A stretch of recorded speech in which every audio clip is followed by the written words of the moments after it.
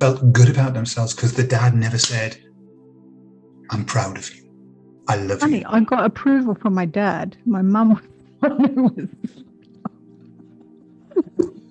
she was the distant one, she was the Jehovah's Witness. So, when we were young. So, she was, and now an atheist. So, there you go. And now an atheist, yeah. Better. Anything's better than that. So I do this process in the therapy called chair therapy. And what it is, it's a process of releasing it. These people who have hurt you as a child, we put them in the chair. And we have to, it's a beautiful process, but it's very tough because it's an emotional based process. You've got these massive emotions that are trapped inside of you. You've got to release them. But what I've discovered is that, nearly always the parents go in the chair. It's rare that somebody else does. It's nearly always the parents. And even if the father was the abusive parent, and that's, quite often, nearly always the mother gets put in the chair as the one who's done the most damage, right? It's nearly always the mum. But why is it the mum? And what I've discovered is that even when children have been abused by the father, they blame the mother because the mother is supposed to be the nurturer. She's supposed to take care. Yeah. That's right. And so she gets the blame. That's amazing. Yes. I'm thinking back to this thing that happened to me when I was a kid. I still don't even know what happened. I just had a out-of-body flashback thing and a knowing. But I asked, where's my dad? Why isn't my dad rescuing me? And then the anger was towards the mum. Why didn't you protect me? Isn't that amazing? Absolutely. Yeah. Wow. Yeah, well, I know for a fact with my daughter, she sees me as the comfort. Like I'm the comfort, but she her dad is fun guy. It's like he's the fun guy. Et cetera, et cetera. But for me, she's always just she wants to sleep with me. She wants to get comfort from me. So that makes sense. So yeah, okay. This is interesting. Very, very interesting. Yeah. So this is all very relevant, and a lot of people also. So there was other things that you do also that I wanted to talk about, because do you still do NLP with people? Do you still do, for example, quitting smoking or anything of that sort of nature? Do you do that anymore? Good question. At the beginning, when I started, I did fear of flying, quit smoking, lose weight, all of the, phobias. And I rarely get them now.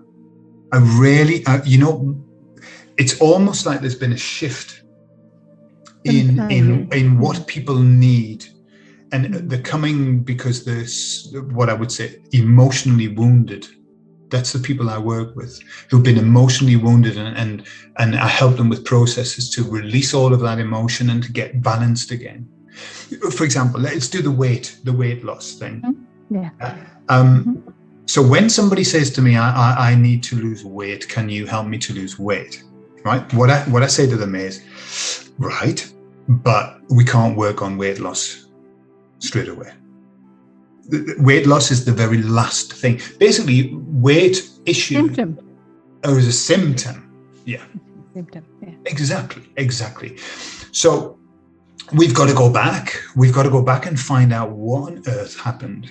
What went wrong for them to need comfort, to need, the reasons. Weight loss is one of the most complex because there are so many reasons why people eat. And it's not something you can switch off. It's not like smoking where you go, well, either I smoke or I don't smoke. You're going to eat. You've got to eat for the rest of your life. Exactly. I keep saying this to everybody. You've got to do this action. Yeah. So what I've discovered is that, I've worked with ladies who got tremendous amounts of attention when they were little girls, sexual attention from men. Yeah, I did. And or worse than that. And they then decided that it's a decision that they made was, I can't continue to be attractive to men. Yeah. And so I will eat. Yeah. And so you get women who become tomboys and put on loads of weight because they don't want to be attractive to men. They don't want to be sexualized. Yeah. Yeah. So that, it's a completely different ballpark to then somebody who didn't get any attention and thought, well, I'll eat because that.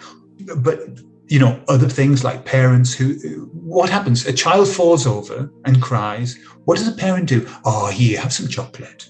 Yeah. And so what happens is children link sadness with chocolate or with sweet things. Yeah. And then what happens? Party, sweets. And so children link happiness with sweets. So, disaster. You're sad, sweets. I'm happy, sweets. It's like, and we do it as parents because we think that that's a very nice thing to do for children, but we're actually creating these anchors that children then are going to struggle to overcome. And it becomes a cycle as well. So it's generational. So this whole story of, my whole family was fat.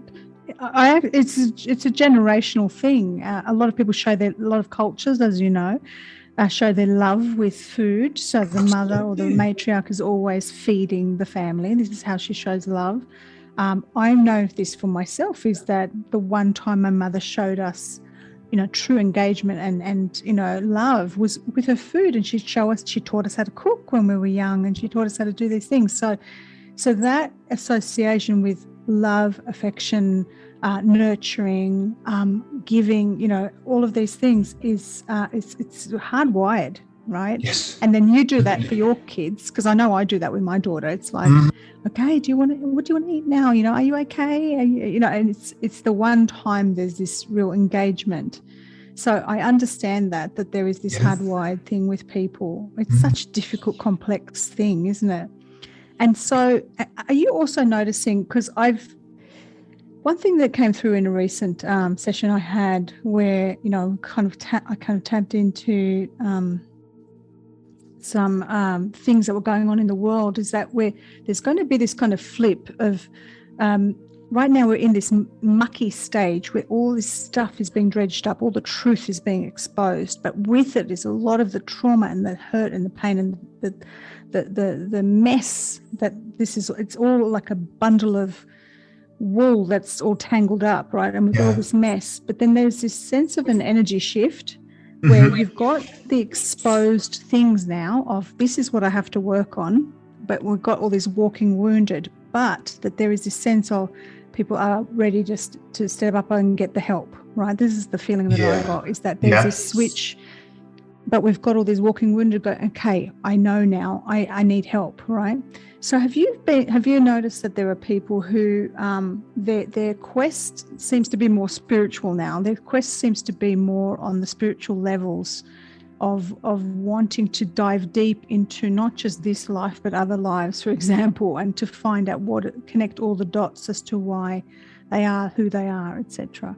Is that what's coming? Absolutely. I'm aware of using my therapies as a measure, the change in what people want.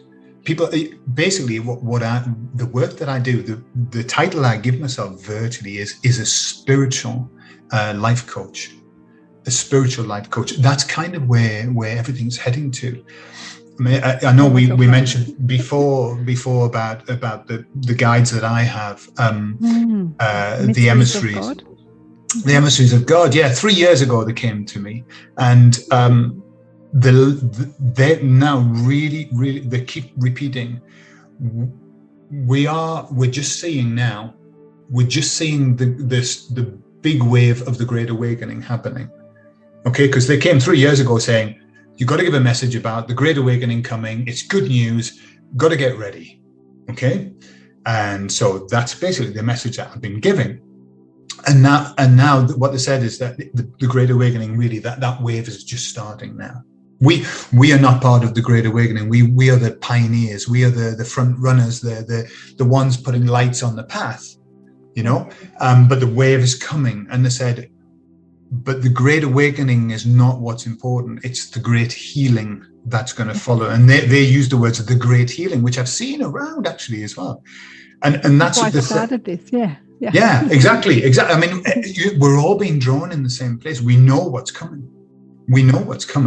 And so what I'm aware of is, for example, I know we'll talk about it a bit later on, but the courses that I'm running this year are to help the people who are drawn to healing to be ready, because boy, we're going to be busy. We're calling on the healers. I've known this for so long, and I've been guided myself, to do this stuff, to keep repeating the same thing. You've got to go within, guys. You've got to go within, and you've got to face it. You've got to face this thing that's, because the wounded healer. There's so many wounded healers out there, right?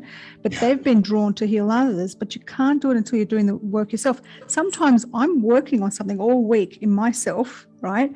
And once I go, aha. Then I do a video about that thing that I've just come out of, right? Sure. To share with everybody.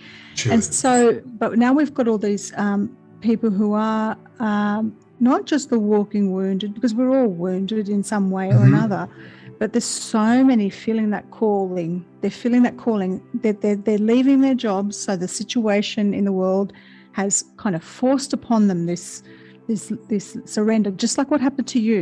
You lost everything, right? You lost everything in that job that you knew wasn't serving you well, right? It was almost like an ego death, right? So it's this false self, And then now we've got this.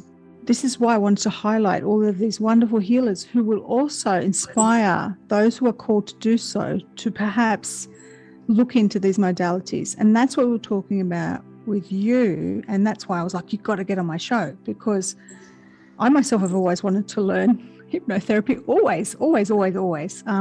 I have a voice that makes people fall asleep. There you are, yeah. But I'm just kidding. But you've structured some courses, and you've made it very affordable, I have to say. So it's okay if we talk about that now, because I would love to. Okay. I want to share with everybody what you've got. Can I show everyone? Absolutely, yeah. Yeah. Okay, so let's see if I've got. Hang on a second. There you go. I've got to actually press share screen. There we go. And so, Gordon, you've been doing this for 15 years now, 20 years? 15 years, yeah. 15 years. You also do, you've also got you and your wife have got a school where you teach languages as well. Is that correct? Yeah, this is my hobby. My main job is my hobby, which is language, and this is my hobby. This is your hobby. I love it. So we're going to share the links in this video for Gordon's Become a Hypnotherapist. This is the Hypnosis Academy, and I've had to look through this, and I was just like, I want to do it. So we've got this first stage, and the first one.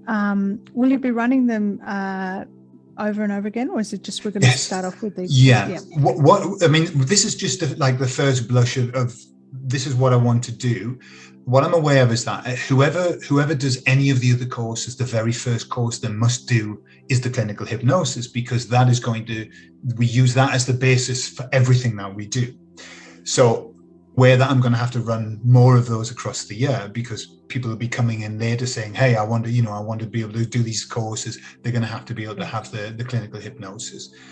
But and there'll be more things available. I do other things, but I thought these were really key starting points. So the clinical hypnosis, it's a 2-day on a weekend. I've chosen weekends each time, and there are 2 times.